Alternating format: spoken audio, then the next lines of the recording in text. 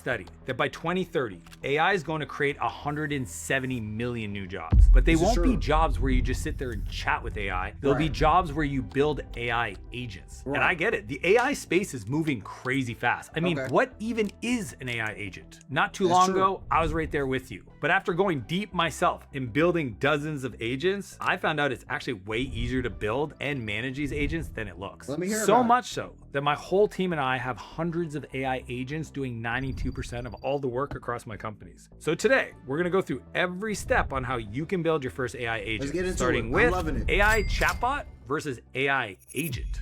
A chat is like a meeting. An agent is like an employee. Chat is you ask it a question and then you get an answer. And a lot of people, they just copy and paste things and do something with it. With an agent, you actually tell it what you want it to do and it runs the full workflow. Think of it like these are the body parts. I call it data. So one is D, it can diagnose. It can actually figure out what the problem is and solve it on your behalf, kind of like hiring a consultant. Next is A, it can assemble. It can build a plan, it can design tools, and that way I think of it like an architect. It knows all the different pieces that it can pull together to get something done. Next, we have T, it can take action. And that way I think about it like somebody that executes tasks. And finally, A, it can assess. It can check its own work, see where the opportunities are, and then make sure that it landed on the right answer. And if not, it can review itself and make itself better. This whole thing is called a loop. And without a loop, an agent would just do the job and then stop. That's called an automation. But with an agent, it keeps learning, it keeps getting better. It kind of acts like a person. With chat, it pulls on us. It's asking us, what do you want me to do? We prompt it and then we wait. With an agent, it pushes on us. It's doing things and changing things all the time and it's checking in to make sure that it did it the right way. So you might be able to buy back your time with chat, but you'll actually learn to let go of whole areas with an agent. But how do we even know if it's worth giving something to an agent instead of just doing it ourselves? For that, I use the rule of R.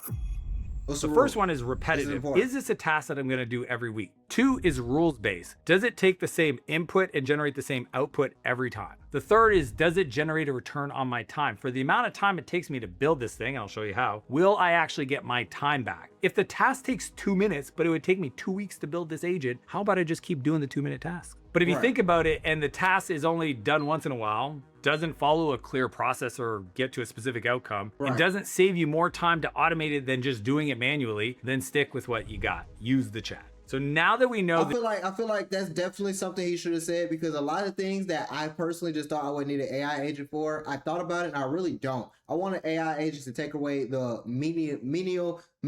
I'm saying it really wrong, but I want them to take away the tasks that I don't want to think about, and the tasks, like he said, that don't come up every too often, or tasks that I've been meaning to do but I can't consistently do. I want them to take care of that, and I can focus on the big things like recording, editing, making sure that my content's to my standard. But I feel like that's definitely a good point that he's making. You definitely want to make sure you're making an AI agent for the right reason, not just making it just because you can make it and then you have it and what are you using it for. The difference between chat and agents, how do we build one? To make an agent, it's super easy, and I even turned it into an acronym called AGENT. And the first step is A, which means aim for a specific outcome.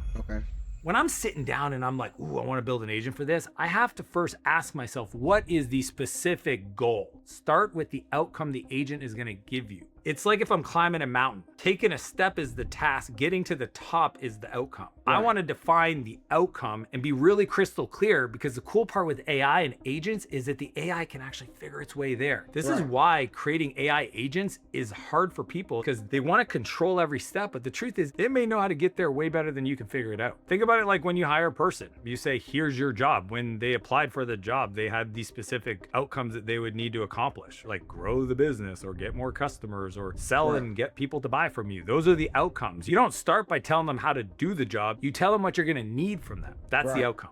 Aim the agent at the outcome you're looking for. So like, how do we make sure we're being clear to the agent about what kind of outcome we want to achieve? The first is we got to give it the why before the how. Tell it why you're trying to achieve the goal so that it can make some smart decision on its own. To make this really easy for you, I'm going to use an example. We're going to build together an agent to manage your inbox. As an outcome, I would prompt it and say, I need to spend less time managing my email inbox. See how I'm not telling how to do it yet? I'm just saying this is the outcome. The Right. second is we have to write what's called a DOD, or a definition of done. It's giving them the instructions to know if they achieved the thing. We want to be specific, we want it measurable, and ideally have it in one sentence. So for example, building our agent for our inbox, we would not say, handle my emails. Instead, we would say, done means every morning at 9 a.m. the inbox is empty, replies are drafted in my voice, and anything that needs me is flagged to the top and nothing important slips. If you can't picture it done, the agent can't hit it. It's like a target they can't see. And finally, we got to start with the end, and it's called reverse prompting. But we want to tell it the results that you want.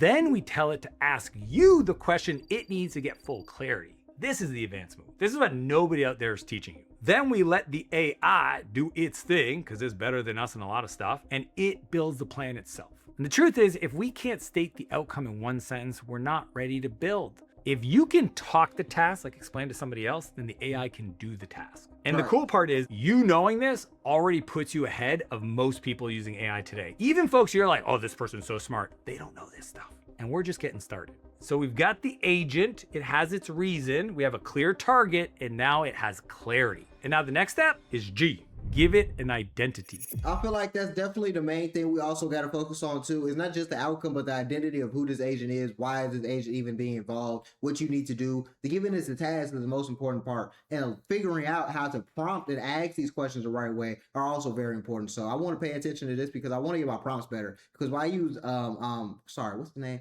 I forgot the name of the AI. It's really bad. I had a brain fart. Sorry.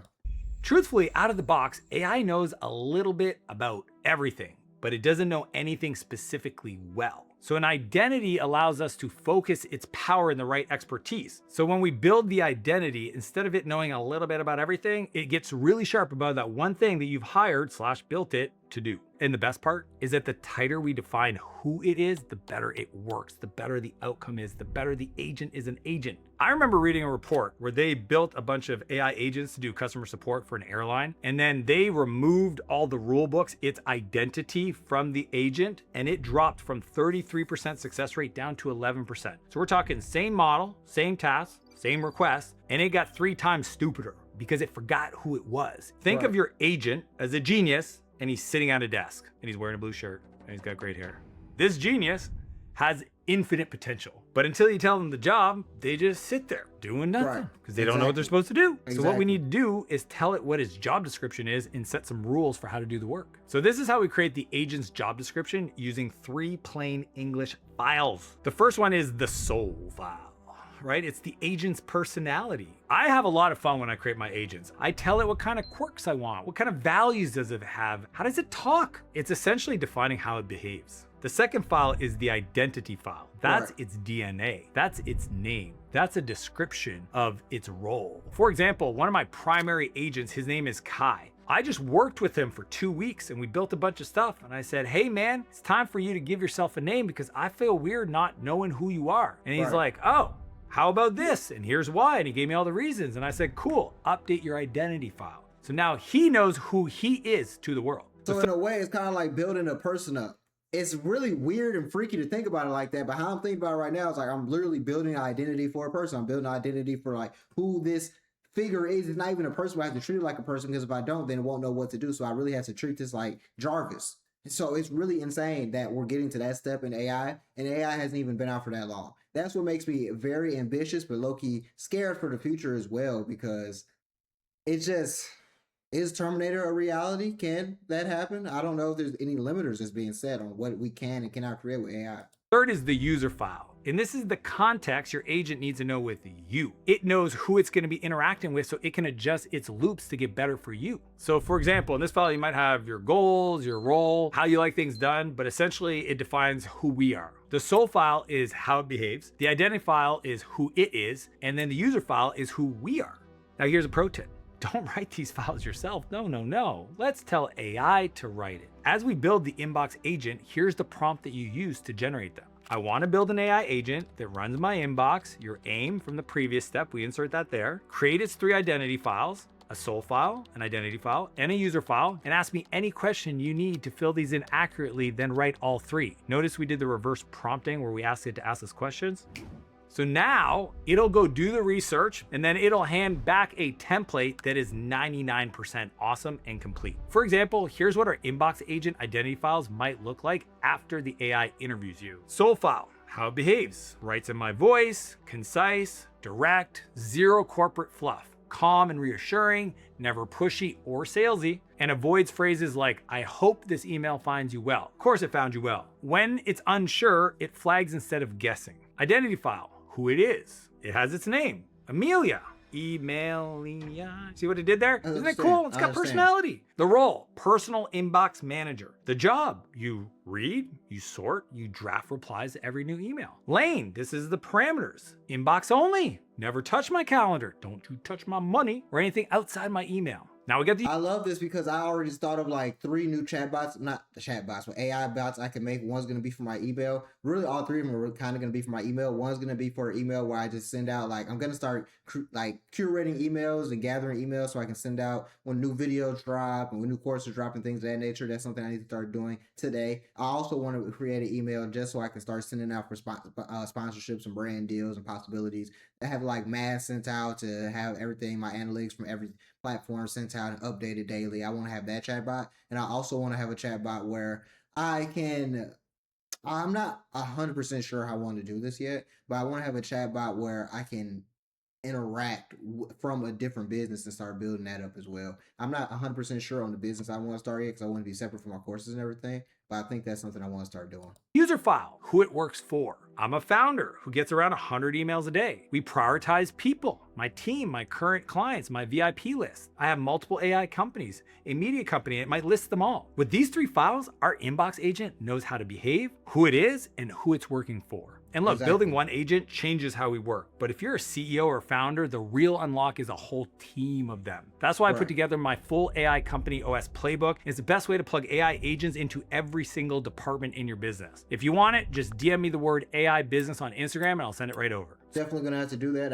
Actually, while I was looking at my phone earlier, I'm about to buy Hicksfield. I'm also about to buy Claude again. Yes, my subscription ran out yesterday, so I have to buy that again. And we're going to make some money this weekend.